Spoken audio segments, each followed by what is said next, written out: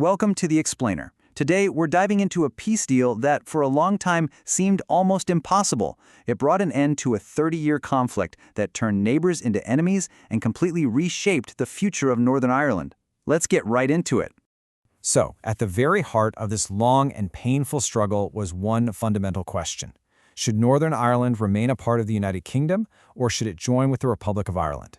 Now, this wasn't just some political debate. This was a question that divided families, friends, and entire communities for generations. To really get why this peace deal was such a huge deal, we first have to understand the problem it was created to solve.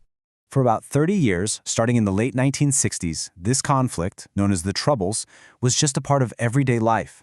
And this wasn't a war with soldiers on some distant battlefield. No, this was happening right on the streets of towns and cities, and it all revolved around that one big question: British or Irish? And this conflict wasn't something people just saw on the evening news. It was a sad, tense, and dangerous time that affected literally everyone. Can you imagine seeing armed soldiers on your way to school? For an entire generation, that was the reality.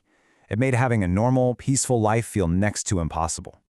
By the 1990s, after so much loss, leaders on all sides started to realize that the violence just wasn't working. They knew they had to do something completely different. They had to start talking. Now, building peace is never quick or easy. Just think about trying to get people who have been enemies for years to trust each other. It was a slow, difficult process. It started with secret meetings, then the British and Irish governments stepped in to help, and eventually even the United States got involved to help guide the talks that led to a final peace plan. And that brings us to this date, April 10th, 1998.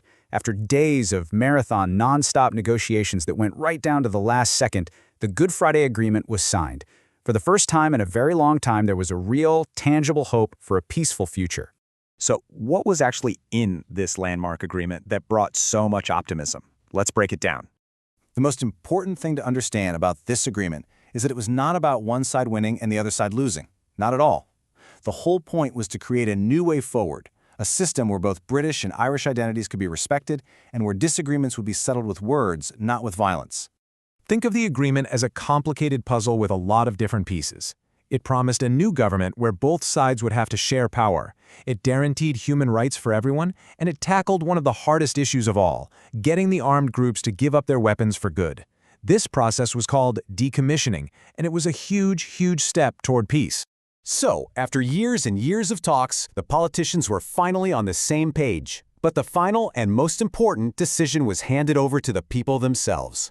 And the answer was a massive yes. I mean, just look at those numbers. A huge majority of people, both in Northern Ireland and in the Republic of Ireland, voted in favor of peace. This gave the leaders a really clear mandate to turn the agreement into a reality. So, how did this agreement actually change things on the ground? Well, let's start by looking at the new government it created. The key to this new government was an idea called power sharing. Basically, it's a system designed to make sure no single group can call all the shots. Instead, it forces politicians from both main communities to cooperate and find common ground on pretty much every major issue. So here's how it works in practice. The two leaders at the top, the First Minister and the Deputy First Minister, come from the two main communities, and they have the exact same amount of power. They have to agree to get anything major done. If they can't compromise, the government basically grinds to a halt. It's a system where cooperation isn't just encouraged, it's required. Okay, so that's the politics. But what has been the real-world impact of this peace deal over the last couple of decades? What does life actually look like now? Well, one of the biggest, most visible changes was in security. The army watchtowers and the heavy military presence on the streets, they disappeared. In their place came a brand new police service, designed from the ground up to earn the trust of everyone in the community, not just one side. And it turns out, peace is pretty good for the economy.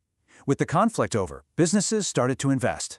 The economy grew, and cities like Belfast have transformed into these vibrant, exciting places for tourism and even major film productions. But maybe the most important change of all is this. An entire generation has now grown up in relative peace, free from the constant conflict and fear that their parents and grandparents had to live with. And that right there, that's the real legacy of the agreement. But look, while life is dramatically better, the journey isn't totally over. In some areas, giant walls still separate communities. The politicians often have a really hard time agreeing on things. And of course, healing the deep wounds of the past is a slow, ongoing process.